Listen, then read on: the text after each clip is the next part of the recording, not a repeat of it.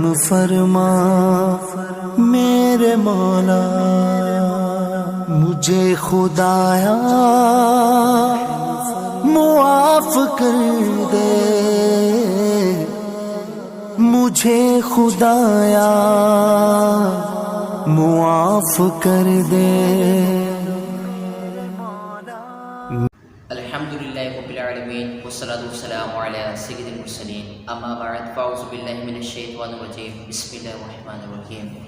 الصلاة والسلام علیک یا رسول اللہ وعلی آلک واصحابک حبیب اللہ، الصلاة والسلام علیک یا نبی اللہ وعلی آلک واصحابک یا نور اللہ۔ الحمدللہ آپ کو محمد حسین قادری کے یوٹیوب چینل پر ویلکم کرتے ہیں، اور الحمدللہ آج ہم ایک سلسلہ لے کر آئے آقا کا مہینہ، اور کیونکہ شعبان المعظم چل رہا ہے تو شعبان المعظم کے حوالے سے ہم کچھ باتیں جانتے ہیں۔ آئیے، اسلام کے چوتھے خلیفہ حضرت علی المرتضیٰ شیر خدا کرم اللہ تعالیٰ وجہ الکریم سے مروی ہے کہ سب سے آخری نبی صلی اللہ تعالیٰ علیہ وآلہ وسلم کا فرمان عظیم ہے کہ جب 15 شعبان کی رات آئے تو اس میں قیام یعنی عبادت کرو اور دین میں روزہ رکھو، بے شک اللہ تعالیٰ غروب آفتاب سے آسمان دنیا پر خاص تجلی فرماتا اور کہتا ہے کوئی مجھ سے مغفرت طلب کرنے والا کہ اسے بخش دوں، ہے کوئی روزی طلب کرنے والا کہ اسے روزی دوں، ہے کوئی مصیبت زدہ کہ اسے عافیت عطا کروں، ہے کوئی ایسا، اور یہ اس وقت تک فرماتا ہے کہ فجر طلوع ہو جائے۔ شب برات میں اعمال نامے تبدیل ہوتے ہیں، لہٰذا ممکن ہو تو 14 شعبان المعظم کو بھی روزہ رکھ لیا جائے تاکہ اعمال نامے کے آخری دن بھی روزہ ہو۔ 14 شعبان کو عصر کی نماز با جماعت پڑھ کر وہی نفل اعتکاف کر لیا جائے، اور نماز مغرب کی انتظار کی نیت سے مسجد میں ہی ٹھہرا جائے تاکہ اعمال نامہ تبدیل ہونے کے آخری لمحات بھی مسجد کی حاضری، اعتکاف اور انتظار نماز وغیرہ کا ثواب لکھا جائے، بلکہ ذہ نصیب ساری ہی رات عبادت میں گزارا جائے۔ صلو علی الحبیب صلی اللہ تعالیٰ علی محمد صلی اللہ تعالیٰ علیہ وآلہ وسلم۔ تو ہم نے سنا کہ شب برات میں اعمال نامے تبدیل ہوتے ہیں، اور مغرب کے بعد نوافل کا بھی تذکرہ ہوا۔ آئیے نوافل کے بارے میں جان لیتے ہیں کہ اس طرح پڑھتے ہیں اور کیا کہتے ہیں کہ ہمیں کیا کیا پڑھنا ہے، کیا کیا دعائیں مانگنی ہے۔ معمولات اولیاء کرام رحمہ اللہ السلام سے ہے کہ مغرب کے فرض سنت وغیرہ کے بعد 6 رکعت نفل 2 رکعت ادا کیے جائیں۔ پہلی 2 رکعتوں سے پہلے یہ نیت کیجیے کہ یا اللہ عز و جل ان 2 رکعتوں کی برکت سے مجھے درازی عمر بالخیر عطا فرما۔ دوسری 2 رکعتوں میں یہ نیت فرمائیے کہ یا اللہ عز و جل ان 2 رکعتوں کی برکت سے بلاؤں سے میری حفاظت فرما۔ تیسری 2 رکعتوں کے لیے یہ نیت کیجیے یا اللہ عز و جل ان 2 رکعتوں کی برکت سے مجھے اپنے سوا کسی کا محتاج نہ کر۔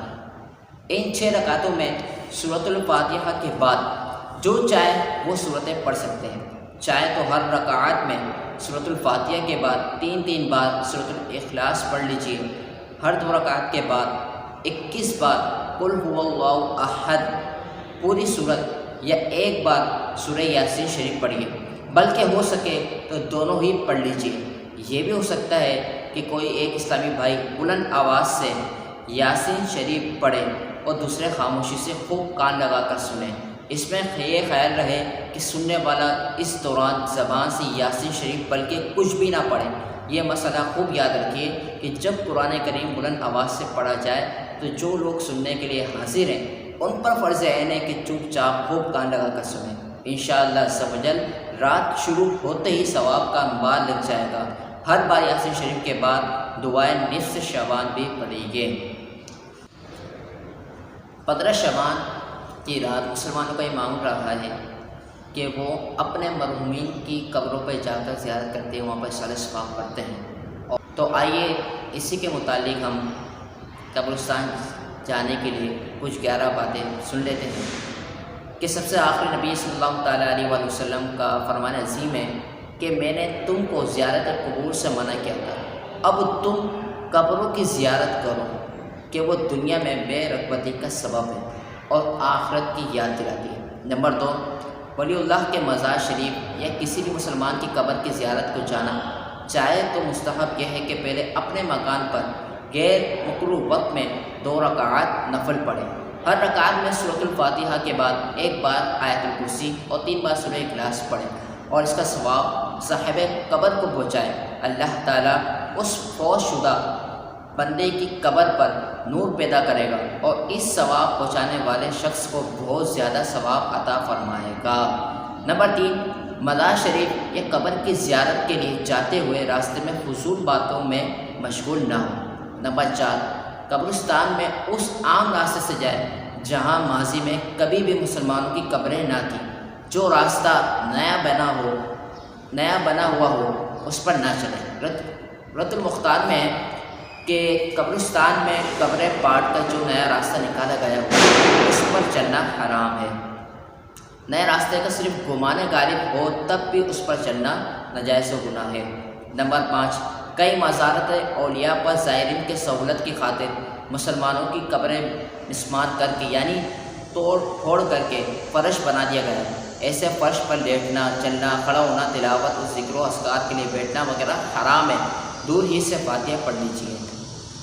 نمبر 6، زیارت قبر میت کے مواجہہ میں یعنی چہرے کے سامنے کھڑے ہو کر ہو اور اس یعنی قبر والے کی قدموں کی طرف سے جائے کہ اس کی نگاہ کے سامنے ہو، سرہانے سے نہ آئے کہ اسے سر اٹھا کر دیکھنا پڑے۔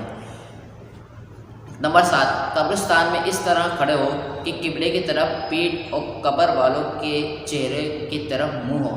اس کے بعد کہے السلام علیکم یا اہل القبور یغفر اللہ لنا ولکم انتم لنا سلف ونحن بالاثر۔ نمبر 8، جو قبرستان میں داخل ہو کر یہ کہے اللہم رب الاجاد البالیۃ والعظام النخرۃ التي خرجت من الدنیا وهي بك مؤمنۃ ادخل علیہا روحا من عندک وسلاما منی۔